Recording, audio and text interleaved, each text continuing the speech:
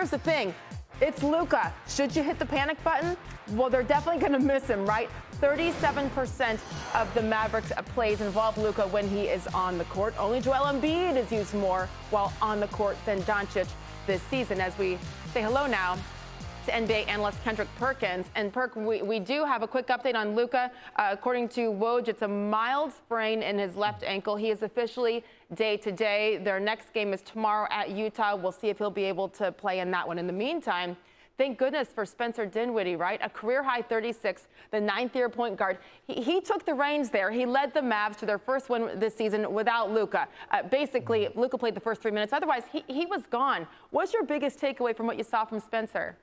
Well, I had a few takeaways, but when it comes down to Spencer Sage, you know what? Spencer had some comments in their last game against the Wizards after they lost, and he took a lot of backlash, but you know what? He stood on it. And for him to come out there last night and have the performance that he did and carry this team on his back, but did it in great fashion because he was efficient with the 36 points. He made the right passes. He got guys involved. And you know what else? Is that when your superstar goes out, you have an opportunity to see what others can provide. So with you, Luka, being a ball-dominant player, guys do a lot of standing around. But what we saw last night, not only from Spencer Dinwiddie, but Finney-Smith, we saw him with a monster double-double. We saw Tim Hardaway Jr. chip in with double-figure points. We saw the kid Green play some great minutes. And most importantly, as a squad, they played a hell of a defensive game, holding the Phoenix Suns to 95 points,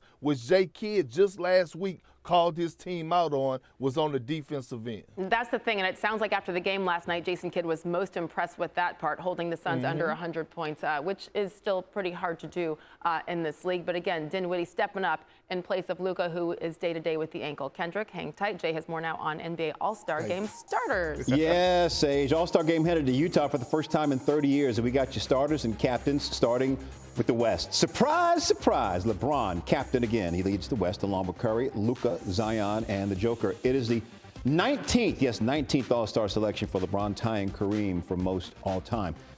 As for the East, Giannis also captain again since he got the most votes, joined by the Nets duo of Kyrie and KD, as well as Jason Tatum and the man who scored 71 earlier this season, Donovan Mitchell, in year one with the Cavs. Unlike years past, captains will pick their teams just hours before tip-off at the arena. So, Kendrick, what was your biggest surprise when you look at who was and who was not voted a starter?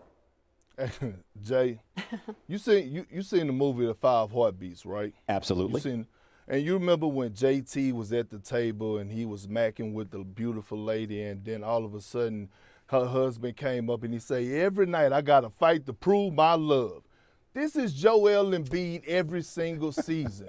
Every single season, he has to fight to prove what the hell he brings to the table. And it's starting to get disturbing to me. We're talking about a guy that leads the league in scoring. His team is second in the Eastern Conference as far as record-wise. He is on the tear. There's no reason he shouldn't be a starter. But let me explain to you why he's not a starter. Because in today's game, in my opinion, when it's positionless basketball, we have to vote as fans and as media for his positions, and it's unfair. It should be the top best players in each conference, and that should be regardless of the position. If it's 5-7 footers, let it be. If it's 5-6-5 guys, then let it be. It should be the top 5 best players. But I'm so tired of the disrespect for Joel Embiid, because this guy's just unbelievable.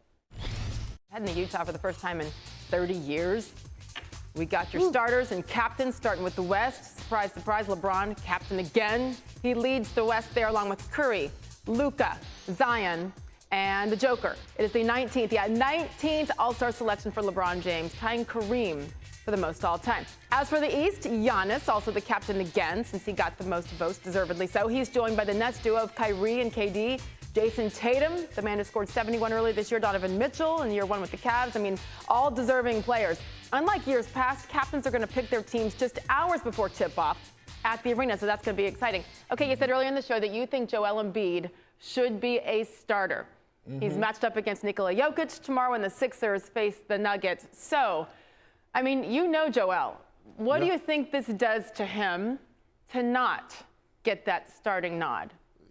outside of Ja Morant, Joel Embiid is my second favorite player in the game. I mean, think about it. He takes everything personal and he's so passionate, but it's between the lines. We saw what happened when he went against Ben Simmons the other night, and we saw how much celebration and how much he took that personal. When it comes down to Jokic, this is past just being an all-star starter. He remember last year when he thought, and I actually voted for him, to win the MVP. Yeah. So this is Joel Embiid going and saying, not only should I go and match up and show what I could do against Jokic, the two-time MVP, but also show that I'm the best big in the game. Because Jokic ain't moving. He's too big to move. That's team whack body. But at the end of the day, you love how Embiid embraced the challenge. And Sage, don't it remind you of like the 90s, early 2000s, where it wasn't jersey swaps, it was real tension that just brought such a joy to the game? That's what Embiid do.